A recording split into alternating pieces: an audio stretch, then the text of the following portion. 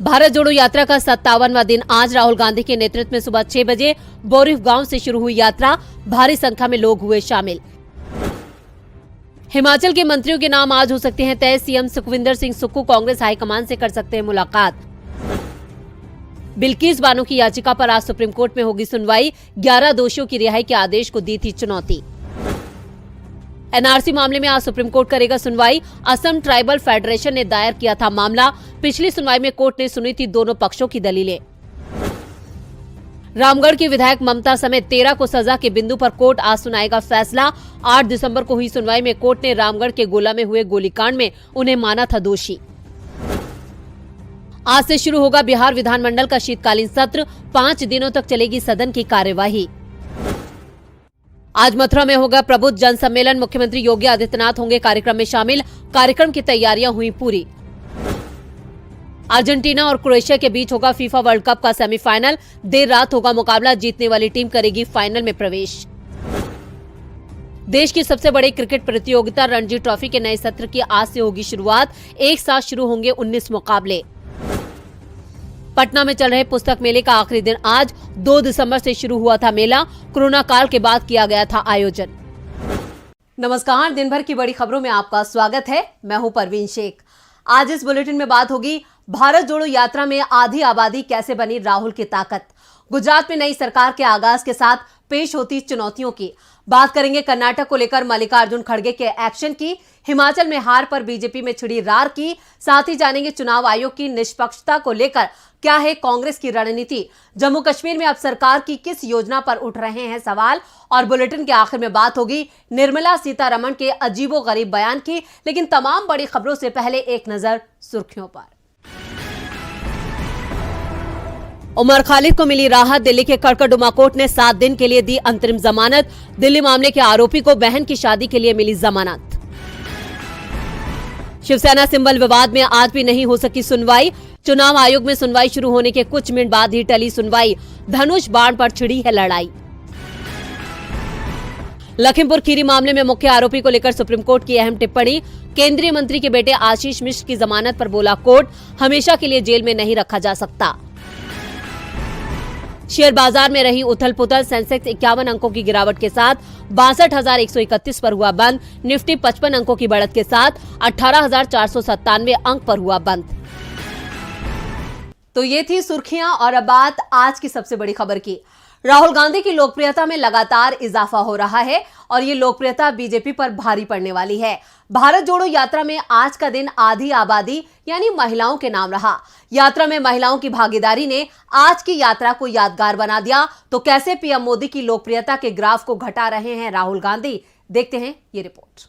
राहुल गांधी की भारत जोड़ो यात्रा आज सुबह करीब 6:45 पर बूंदी जिले से टोंक जिले में प्रवेश कर गई। आज की यात्रा महिलाओं के लिए समर्पित थी, जिसे महिला शक्ति पद यात्रा का नाम दिया गया था। इस दौरान यात्रा में प्रियंका गांधी और उनकी बेटी मिराया भी राहुल के साथ नजर आई। राहुल ने आज नारी शक्ति की आवाज को बुलंद करते हुए पीएम मोदी पर निशाना साधा और आज की यात्रा की तस्वीरें भी साझा की हैं। राहुल ने ट्वीट करते हुए लिखा, अंकिता, बिल्किस, हाथरस की बेटी और ना जाने कितनी भारत की बेटियों की इंसाफ की गुहार आज पूरे देश में गूंज रही है। प्रधानमंत्री जी, हम उनकी आवाज को शक्ति देंगे, हर पीड़ित महिला को न्याय दिलाने तक, भारत जुड़ने तक। आज की यात्रा में उमड़ी महिलाओं की भीड़ ने राहुल के जोश को दुगना कर दिया। राहुल के साथ छात्राएं और महिलाएं सेल्फी लेती दिखी, तो वहीं प्रियंका को लेकर महिलाओं में काफी क्रेज दिखा। राजस्थानी महिलाओं के साथ प्रियंका भी लोकगीतों पर थिरकती नजर आई। भारत जोड़ो यात्रा टोंक जिले की सीमा में कहीं भी नहीं रुकी और 3.25 किलोमीटर का सफर करीब 45 मिनट में पूरा कर सवाई माधोपुर जिले में प्रवेश कर गई। इस दौरान राहुल और प्रियंका ने हाथ हिलाकर लोगों का अभिवादन किया। इस दौरान ग्रामीणों ने इच्छा जताई कि राहुल गांधी देश के अगले प्रधानमंत्री बने। आपको बता दें कि राहुल गांधी के नेतृत्व में निकल रही भारत जोड़ो यात्रा में भीड़ उमड़ रही है। उनकी भारत जोड़ो यात्रा को लोगों का भरपूर समर्थन और प्यार मिल रहा है। यात्रा जिस क्षेत्र से गुजरती है वहां के लोग पारंपरिक वेशभूषा में राहुल गांधी और यात्रा का स्वागत कर रहे हैं। लोग उनका गर्मजोशी के साथ स्वागत करते हैं। हर दिन बड़ी संख्या में लोग इस यात्रा में शामिल हो रहे हैं, जो राहुल की लोकप्रियता में इजाफा कर रही है। देश की आधी आबादी को अपना मुरीद बनाने के लिए राहुल लगातार उनसे जुड़े मुद्दे उठा रहे हैं। अब महिलाओं में राहुल को लेकर क्रेज बढ़ता जा रहा है। ऐसे में ये कहना गलत नहीं होगा कि आने वाले वक्त में राहुल की लोकप्रियता पीएम मोदी की लोकप्रियता के ग्राफ को छोटा कर देगी। भारत जोड़ो यात्रा का तोड़ बीजेपी के पास नहीं है, यानी राहुल के दांव से बेदम हो रही है बीजेपी। लेकिन गुजरात में बीजेपी अपनी दमदार जीत से काफी खुश है। आज अहमदाबाद में हुए शपथ ग्रहण में पीएम मोदी सहित बीजेपी के सभी दिग्गज मौजूद थे। शपथ ग्रहण समारोह के जरिए बीजेपी ने अपनी ताकत दिखाने की कोशिश की है। तो भूपेंद्र के साथ कितने मंत्रियों ने ली शपथ, देखते हैं ये रिपोर्ट। गुजरात में बीजेपी ने 7वीं बार भी सत्ता हासिल कर नया इतिहास रच दिया। हालांकि इस बार बीजेपी के हाथ से हिमाचल और दिल्ली एमसीडी चली गई और आज एक बार फिर भूपेंद्र पटेल के हाथ में गुजरात की कमान आ गई। आज गुजरात में शपथ ग्रहण समारोह हुआ, जिसमें पीएम मोदी, गृह मंत्री अमित शाह, केंद्रीय मंत्री राजनाथ सिंह, यूपी के सीएम योगी आदित्यनाथ, महाराष्ट्र के सीएम एकनाथ शिंदे, महाराष्ट्र के deputy CM Devendra Fadnavis, MP के सीएम शिवराज सिंह चौहान, वसुंधरा राजे सिंधिया समेत बीजेपी के तमाम दिग्गज मौजूद रहे। आज भूपेंद्र पटेल ने राज्य के 18वें मुख्यमंत्री के तौर पर गांधीनगर के हेलीपैड ग्राउंड में शपथ ली। उनके साथ उनकी सरकार के कई मंत्रियों ने भी कैबिनेट पद की शपथ ली।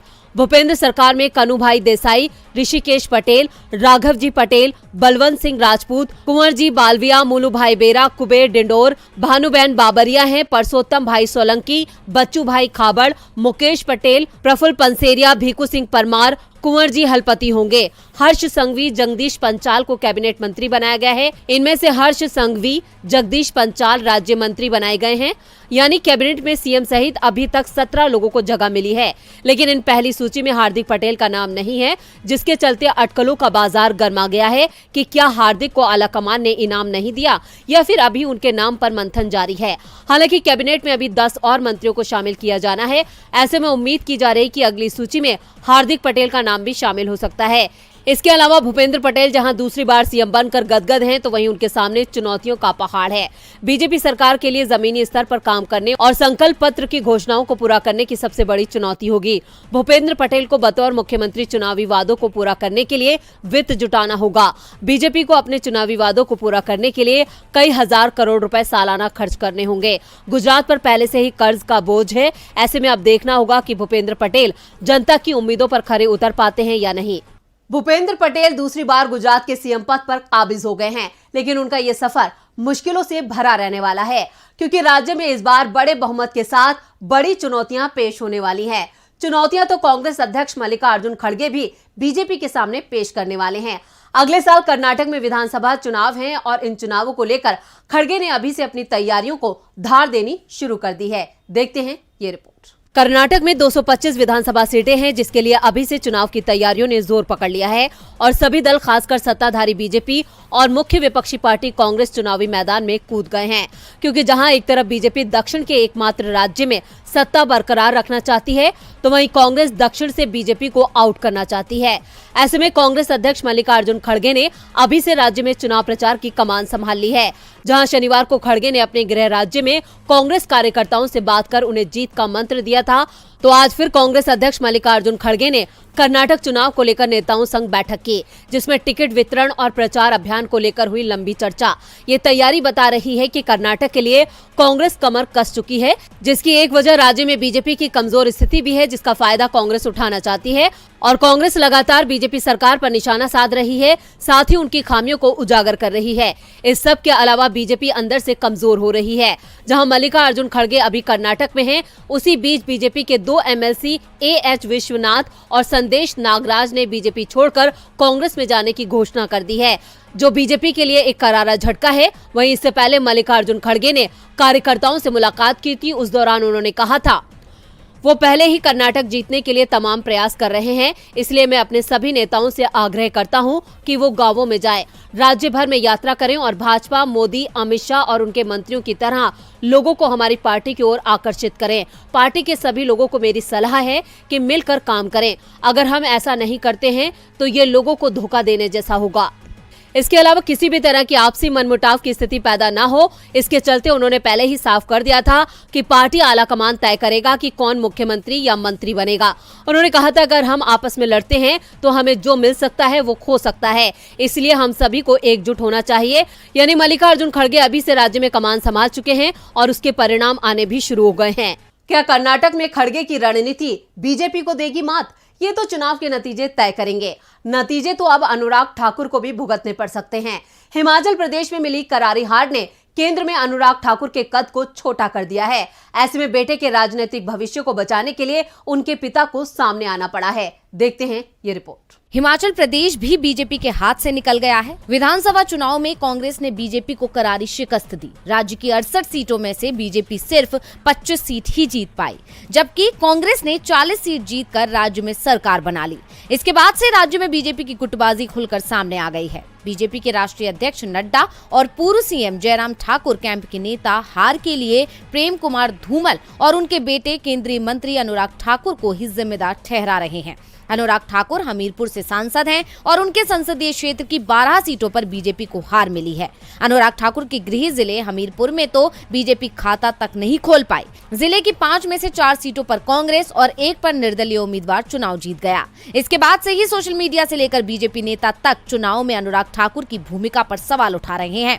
दावा कर रहे हैं कि अनुराग ठाकुर कैंप से जुड़े लोगों ने ही पार्टी को कमजोर किया, जिसके चलते पार्टी सत्ता में आने से चूक गई। अनुराग ठाकुर पर पार्टी के अंदर हो रहे हमले के बाद अब उनके पिता प्रेम कुमार धूमल बचाव में आ गए हैं। प्रेम कुमार धूमल ने कहा कि हमने पार्टी की हार को गंभीरता से लिया है, लेकिन हार के लिए अनुराग को जिम्मेदार नहीं ठहराया जा सकता। पार्टी ने जहां भेजा वहां उसने प्रचार किया। हार का कारण गलत टिकट वितरण है, क्योंकि जिस तरह से टिकट बांटे गए उससे बीजेपी के अंदर बगावत हो गई। 21 लोगों ने पार्टी उम्मीदवारों के खिलाफ चुनाव लड़ा। पार्टी इस पर विचार कर रही है कि कैसे टिकटों का बंटवारा किया गया। इसके साथ ही धूमल ने जयराम सरकार पर तंज कसते हुए कहा कि पिछले 5 सालों में जो हुआ मैं उसे शांति से देखता और सुनता रहा। उम्मीद है कि गलतियां दोहराई नहीं जाएंगी। धूमल ने बिना नाम लिए ही बता दिया कि हार के लिए जयराम ठाकुर जिम्मेदार हैं। अब देखना होगा कि पिता की सफाई बेटे के भविष्य को कितना बचा पाती है, क्योंकि खबरों की माने तो अनुराग के पर कतरना तय माना जा रहा है। लेकिन चुनाव आयोग की उड़ान को और मजबूत करने की वकालत कांग्रेस ने कर दी है। आज संसद में कांग्रेस सांसद मनीष तिवारी ने चुनाव आयोग की आजादी और मजबूती के लिए बिल पेश किया है। तो क्या है पूरी खबर, देखते हैं ये रिपोर्ट। संसद का शीतकालीन सत्र 7 दिसंबर से शुरू हो चुका है। ऐसे में विपक्ष कई मुद्दों पर चर्चा की मांग कर रहा है। उसी कड़ी में अब कांग्रेस सांसद मनीष तिवारी ने एक बार फिर से चुनाव आयोग की स्वतंत्रता और स्वायत्तता का मुद्दा उठाया है। तिवारी ने लोकसभा में इस पर चर्चा के लिए एक प्राइवेट मेंबर बिल भी पेश किया है, जो प्रधानमंत्री की अध्यक्षता में उच्च स्तरीय समिति के गठन की मांग करता है। इस समिति में विपक्ष के नेता और भारत के मुख्य न्यायाधीश को भी शामिल करने की मांग की गई है।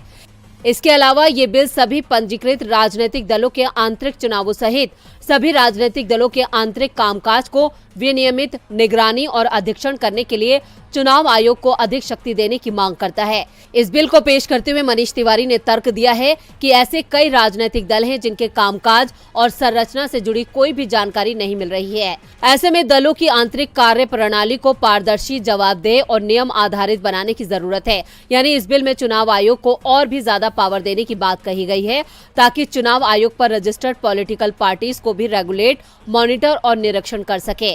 कांग्रेस की तरफ से ये बिल तब पेश किया गया है जब पहले से ही सुप्रीम कोर्ट में इस मामले में एक याचिका पर सुनवाई जारी है। याचिका में मुख्य चुनाव आयुक्त और चुनाव आयुक्तों के अपॉइंटमेंट की प्रक्रिया में बदलाव की मांग की गई है। अब कांग्रेस ने मांग तो की है, लेकिन संसद में उसकी बात सुनी जाती है या नहीं, ये देखना होगा। चुनाव आयोग की कार्यप्रणाली लगातार शक के घेरे में है। ऐसे में आयोग को लेकर सवाल खड़े होना लोकतंत्र के लिए बड़ा खतरा है। अब देखना होगा कि कांग्रेस की मांग पर संसद का क्या रुख रहता है। इधर रुख तो महबूबा मुफ्ती ने भी बीजेपी को लेकर कड़ा कर लिया है। जम्मू कश्मीर को लेकर महबूबा ने बड़ा बयान दिया है। तो क्या कह गई महबूबा मुफ्ती, देखते हैं ये रिपोर्ट। जम्मू कश्मीर से अनुच्छेद 370 को हटाने के बाद से ही सवाल उठ रहे हैं कि राज्य में विधानसभा चुनाव कब होंगे। चुनाव आयोग की तैयारियों को देखते हुए संकेत मिल रहे हैं कि जनवरी में विधानसभा चुनावों का ऐलान हो सकता है। इसे लेकर राज्य में राजनीतिक दल एक दूसरे को घेरने में जुटे हुए हैं। इस बीच यूनिक फैमिली आईडी का मामला भी गर्मा गया है। जम्मू कश्मीर प्रशासन केंद्र शासित प्रदेश में सभी परिवारों का एक प्रामाणिक डेटाबेस बनाने की योजना बना रहा है। इससे प्रत्येक परिवार को एक अनूठा कोड दिया जाएगा, जिसे जेके फैमिली आईडी कहा जाएगा। कोड में अंग्रेजी वर्णमाला के अक्षर और अंक संख्या होगी।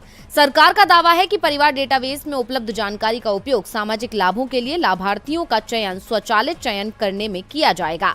लेकिन इस योजना को लेकर विवाद शुरू हो गया है। पीडीपी प्रमुख महबूबा मुफ्ती ने इसे लेकर ट्वीट किया। जम्मू कश्मीर के निवासियों के लिए एक यूनिक परिवार आईडी बनाना 2019 के बाद से घटते विश्वास का प्रतीक है। इसके साथ ही महबूबा ने कहा कि दिल्ली कश्मीरियों को गहरे संदेह के साथ देखता है। यूनिक फैमिली आईडी कश्मीरियों के जीवन पर लोहे की पकड़ को मजबूत करने के लिए एक और निगरानी रणनीति है। दरअसल राज्य में यूनिक फैमिली आईडी का बीजेपी को छोड़कर सभी राजनीतिक दल विरोध कर रहे हैं। महबूबा ने सवाल उठाया है कि सरकार इस डेटाबेस के जरिए किसकी पहचान करना चाहती है। और बुलेटिन के आखिर में बात वित्त मंत्री निर्मला सीतारमण के बयान की। लोकसभा में आज देश की अर्थव्यवस्था पर तीखी बहस हुई। विपक्ष ने डॉलर के मुकाबले गिरते रुपए को लेकर सवाल किया, जिसका जवाब देने के बजाय एक बार फिर वित्त मंत्री निर्मला सीतारमण ऐसा बयान दे गई जिस पर उनकी किरकिरी हो गई। अर्थव्यवस्था का बेपटरी होना हो या फिर रुपए की गिरती कीमत, हर मोर्चे पर मोदी सरकार फेल नजर आती है। और आज संसद में भी वित्त मंत्री विपक्ष पर हमलावर रही और भारत की तेजी से गिरती अर्थव्यवस्था के सवाल से पल्ला झाड़ती नजर आई। तो क्या कहा वित्त मंत्री ने, देखते हैं ये रिपोर्ट। देश की मौजूदा अर्थव्यवस्था और बढ़ती महंगाई, इन दोनों ही मोर्चों पर बीजेपी सरकार पूरी तरह से फेल दिखती है, ये कहना है विपक्ष का। लेकिन उसके बावजूद देश की वित्त मंत्री आज भी लोकसभा में अर्थव्यवस्था और महंगाई के मुद्दे पर बचती नजर आई। आज संसद के शीतकालीन सत्र का 5वां दिन है। आज लोकसभा में सांसद रेवनाथ रेड्डी ने प्रश्नकाल में कहा कि केंद्र को केवल सरकार बचाने की चिंता है, रुपया लगातार गिरता जा रहा है, उसकी कोई चिंता नहीं है। कांग्रेस सरकार में जब डॉलर के मुकाबले रुपया 66 रुपए था तो बीजेपी कहती थी कि रुपया आईसीयू में चला गया। आईसीयू से आगे के 2 रास्ते होते हैं, पहला रास्ता ठीक होकर घर आना और दूसरा आईसीयू से सीधा मर्चुरी में जाना। अब तो रुपया सीधा मर्चुरी में चला गया है। मैं वित्त मंत्री से पूछना चाहता हूं कि रुपया को ठीक करके वापस घर लाने का कोई प्लान है क्या? वित्त मंत्री निर्मला ने इस सवाल का जवाब देते हुए सरकार का बचाव किया और इस सवाल से पल्ला झाड़ती नजर आई। निर्मला सीतारमण ने कांग्रेस पर निशाना साधते हुए कहा कि कांग्रेस के समय रुपया ही नहीं बल्कि पूरी इकोनॉमी आईसीयू में थी। कोरोना महामारी, रूस यूक्रेन संघर्ष के बावजूद आज भारत की इकोनॉमी बढ़ रही है। इससे संसद में बैठे कुछ लोगों को जलन और परेशानी हो रही है। देश की बढ़ती इकोनॉमी पर गर्व होना चाहिए, ना कि मजाक उड़ाना चाहिए। निर्मला सीतारमण का ये बयान विपक्ष के सवाल का जवाब कम अपनी सरकार की नाकामी छिपाने का काम कर रहा है। आपको बता दें कि सीतारमण का 2019 में एक वीडियो वायरल हुआ था जिसमें प्याज की बढ़ती कीमतों के बारे में सवाल पूछा गया था। इस पर सीतारमण ने कहा था कि वो ज्यादा प्याज नहीं खाती। उनके इस बयान पर सोशल मीडिया में जमकर मीम्स बने थे। आज लोकसभा में सीतारमण ने फिर अपने प्याज वाले बयान का जिक्र किया। उन्होंने कहा कि जिस तरह उनके उस बयान पर सोशल मीडिया में मीम्स बनाए गए थे, उसी तरह आज देश की इकोनॉमी को लेकर मजाक उड़ाया जा रहा है। पूरी दुनिया में भारत की इकोनॉमी का डंका बज रहा है, लेकिन कुछ लोग इस बात को पचा नहीं पा रहे हैं। देश की मौजूदा अर्थव्यवस्था की क्या हालत है, ये किसी से छिपा नहीं है। अब वित्त मंत्री कुछ भी कहें, लेकिन उनके आज के बयान ने फिर से सरकार की किरकिरी करा दी। बिछ गई सियासी विसार, खेला जा रहा है सियासी खेल, जारी है वार पलटवार। शह और मात के खेल में बनाई जा रही है रणनीति। कौन पड़ेगा किस पर भारी, कभी भी सिर्फ हस्तक्षेप.com पर। अमलेंदु उपाध्याय के साथ